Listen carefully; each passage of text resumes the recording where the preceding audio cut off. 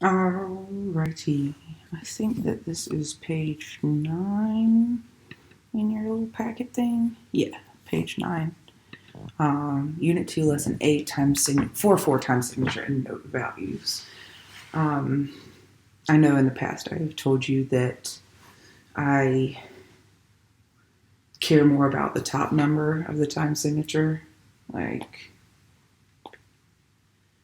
this one, I care about the top number than way more than I do the bottom number.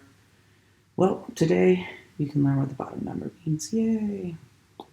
Okay, time signature appears at the beginning of music after the clef sign. It contains two numbers, one above the other. Kind of looks like a fraction.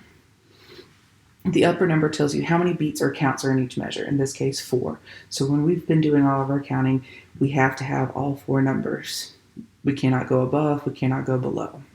There are 4 full beats in each measure.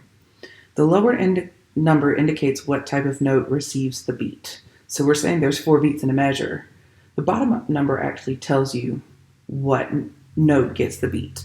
Because sometimes when we're tapping the beat, well, a lot of times we're doing quarter note. There's most musics have 4 at the bottom, but there are times that there are 8s and 2s and 16s, where the 16th note will get the beat, or the 8th note will get the beat, or the half note will get the beat. I don't know if I've ever seen the whole note get the beat. That would be weird. But hey, it could technically happen. When you're figuring out that bottom number, use fractions. So a quarter note is 1/4.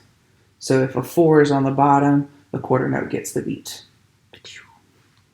If you see an 8 at the bottom, the eighth note is going to get the beat, 1/8. You see a 2 at the bottom, the half note is going to be the beat. So when you're tapping your toe, you're actually tapping a half note. If that blows your mind a little bit, yeah, that's the reason why I don't teach it at first. It's not incredibly useful. Just stick to 4/4. If you can deal with changing the top number, it's going to be a lot more useful for you at this stage of the game. Okay, moving on.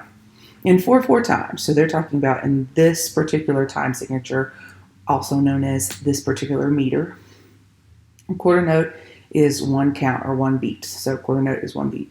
If you count 1, 2, 3, 4 and clap their rhythm evenly once per beat, the beat numbers are written under the notes. You could also say tap and clap. So 1, 2, 3, 4. I tapped.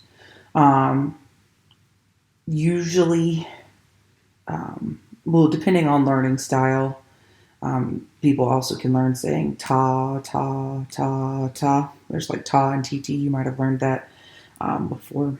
We'll see. Half note is equal to 2 counts or 2 beats. That's why we do 1, 2, because it's supposed to last that duration. Ta, ta is another option. I tend to clap and hold my hands together if I'm doing claps. So it's like clap, hold, counting. If I'm going to choose one, I'm going to count it with numbers with high schoolers.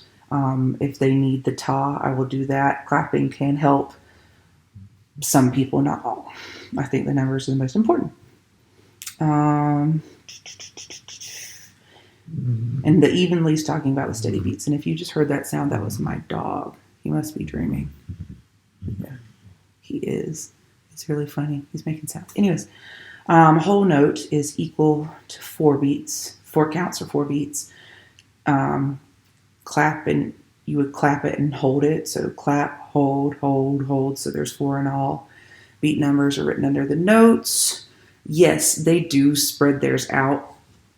When I have them written closer together, I like my methods. They chose theirs.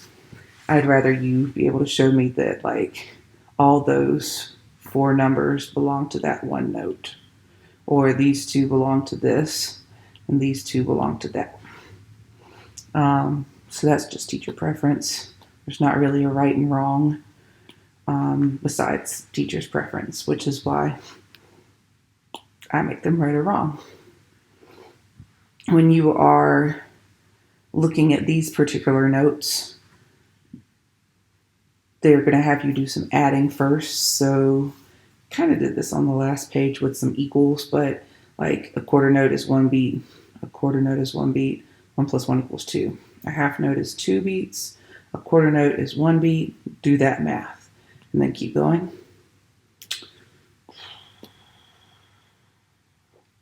Here it's saying draw bar lines and a double bar line at the end and stems on the appropriate notes using the following example so that there are 4 beats in each measure. Count and clap saying the using ta. I would prefer you to make sure you can count it. I haven't been requiring claps. I don't think I really want to. So it's wanting you to make sure that there are 4 beats in each measure. We have done this before. You also have to look at the stems. So between the numbers and the stems and using these pictures that live up here, the whole note and the half note pictures, you should be able to know where your bar line should go. If you use some context clues, it should be quite easy, to be honest. Write 4 time signature, so that should go here. Fill in the missing beats, if any, by adding only 1 note per measure. Count and clap, or say and clap. Count would be the numbers, say would be the tas. I care most about counting. So it says if you have missing beats, which means, remember, you have to make sure stuff equals 4. If it's in that 4 time, it has to have 4 beats worth of notes. This first measure, the half note, gets the 1 and the 2. 3, 4 is missing. It says specifically by adding only 1 note per measure. So I need to choose 1 note that will fill up the rest of that. Similarly, in the second measure, I need to find 1 note that will take care of the missing beat or beats. If you remember how many beats a quarter note gets, how many beats a half note gets, then you can determine what note you need to add only 1 note right around here to be able to finish up that measure and make sure there are 4 beats.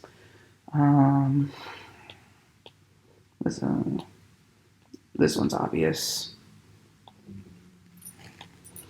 This one, 1 note to fill up that measure.